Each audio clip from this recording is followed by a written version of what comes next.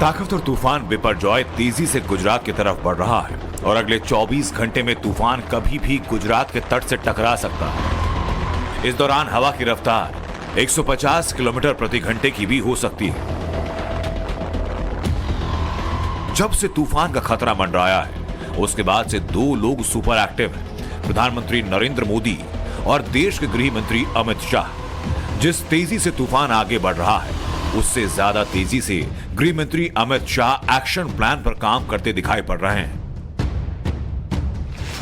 MHA में disaster management की second की तैयारियों का जायजा सीधे गृह मंत्री अमित शाह ले रहे हैं। लगातार पिछले 2 दिनों से वो तूफान से निपटने और तैयारियों की समीक्षा कर रहे हैं। शाह का एक ही मोटिव, आपदा से पहले तैयारी करके नुकसान को बेहद कम कर देना।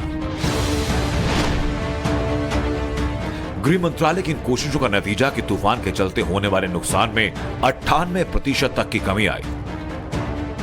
विगत 9 वर्षों में यह क्षेत्र में केंद्र सरकार और राज्यों ने मिलकर काफी उपलब्धियां प्राप्त की है, इससे कोई डिनाई नहीं कर सकता।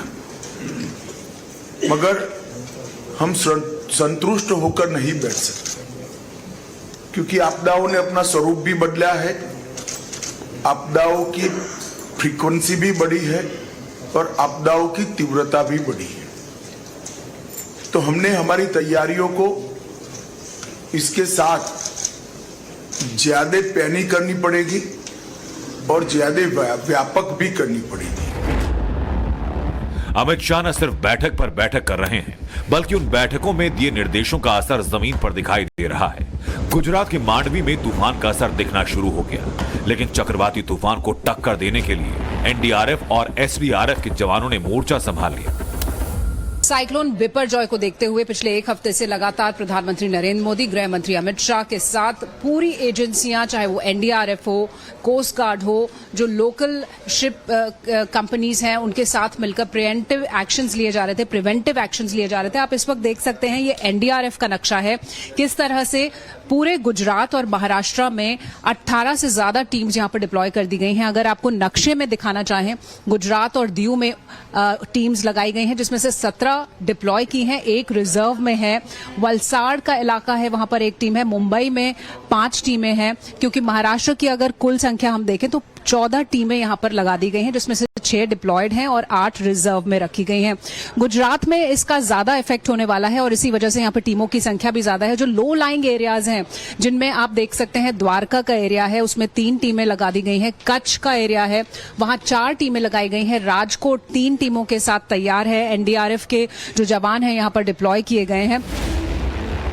बिपरजॉय तूफान हो या इससे पहले आने वाले तूफान, अमित शाह आपदा के दौरान उससे निपटने की मॉनिटरिंग खुद करते दिखे। एमएचए के प्रयासों का नतीजा जमीन पर इसलिए ज्यादा दिख रहा है, क्योंकि मोदी सरकार ऐसी नीतियां लेकर आई जिससे आपदा से निपटने में बड़ी सफलता मिली है। मजबूत अर्ली वार्निंग, फर्स्ट रिस्पॉन्डर व्यवस्था लागू, जिससे आपदा से पहले ही लोगों को अलर्ट किया और सुरक्षित जगह पहुंचाया। चक्रवातों से जान माल के नुकसान में 98% की कमी आई। लू से संबंधित मृत्यु दर में कमी आई। शाह की नीतियां और डिजास्टर मैनेजमेंट पिछले कुछ सालों में देश के अंदर बेहद कामयाब दिखा। आंकड़े हकीकत बता रहे हैं। एसडीआरएफ के लिए 2014 से 2023 तक 1,07,940 करोड़ रुपए जारी किए गए, जो 2005 से 2014 के बीच जारी हुई राशि से 3 गुना ज्यादा है।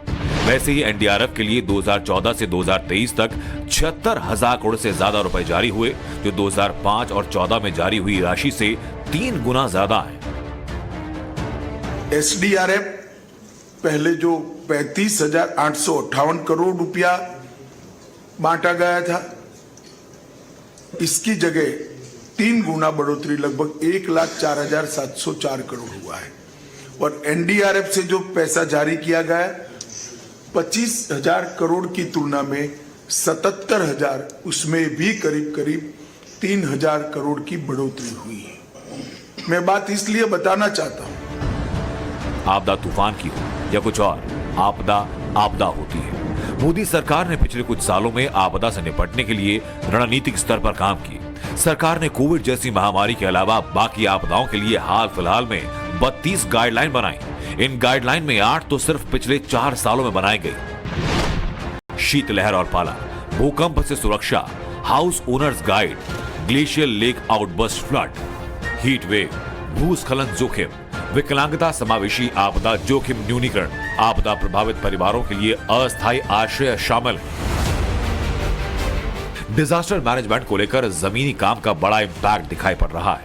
पिछले कुछ सालों में आपदा के दौरान जान माल और नुकसान में भारी कमी आई। हमने एक नई पद्धति भी चालू की है। आईएमसीटी की टीम जो भेजना है, पहले राज्यों के ज्ञापन की प्रतीक्षा कर ज्ञापन आने के बाद भेजते थे। हमने प्रोएक्टिव तरीके से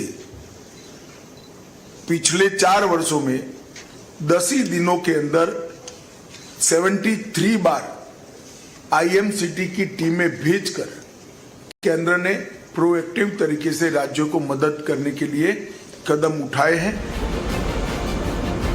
चक्रवाती तूफान बिपरजॉय को लेकर गुजरात से लेकर दिल्ली तक हलचल तेज है। अमित शाह दिल्ली से निर्देश दे रहे हैं और असर तूफान प्रभावित इलाकों में देखा जा रहा है। अब तक 45,000 से ज्यादा लोगों को सुरक्षित निकाल लिया गया। कच्छ में 17,739, जामनगर में 8,542, जूनागढ़ से 4,462, पोरबंदर से 3,469, द्वारका से 4,863 और राजकोट से 4,497 लोगों को सुरक्षित जगहों पर पहुंचा दिया गया। मैं आपको कुछ तस्वीरें दिखाता हूं। पीछे जखाऊ पोर्ट और जखाऊ पोर्ट बंद है और जो लोग यहां पर काम करते थे जखाऊ पोर्ट में वो उन लोगों को सुरक्षित जगहों पर शेल्टर्स में पहुंचा दिया गया है। लेकिन जहां पर वो लोग थे उस जगह की कंडीशन आप देखिए। मैं चाहूंगा कैमरामैन पंकज थोड़ा आप मेरे साथ आते जाएं और तस्वीरें दिखाते जाएं। ये इलाका जहां पर ये लोग रहते थे, ये इलाका पूरी तरीके से अभी बर्बाद हो चुका है। ये 24 घंटे पहले की तस्वीर है। यहाँ पर लोग बहुत ज्यादा परमानेंट कंस्ट्रक्शन तो नहीं कर सकते, लेकिन छोटा मोटा अपना आशियाना बनाकर लोग रहते थे। कुछ आशियाना टूट गया है क्योंकि काफी तेज हवाएं चली। घड़ी की सुई जैसे जैसे आगे बढ़ रही है, वैसे वैसे बिपरजॉय तूफान से आने वाली तबाही को लेकर घबराहट है। लेकिन आज का हिंदुस्तान इससे निपटने के लिए पूरी तरह तैयार है। केंद्र सरकार के साथ साथ गुजरात सरकार भी मुस्तैद है। CM Bhupendra Patel emergency operation centre से लगातार निगरानी रखे हुए हैं। इधर पीएम मोदी मीटिंग कर रहे हैं, गृह मंत्री अमित शाह निर्देश दे रहे हैं, तो केंद्रीय स्वास्थ्य मंत्री मनसुख मांडविया भी लगातार तूफान से प्रभावित होने वाले इलाकों का दौरा कर रहे हैं।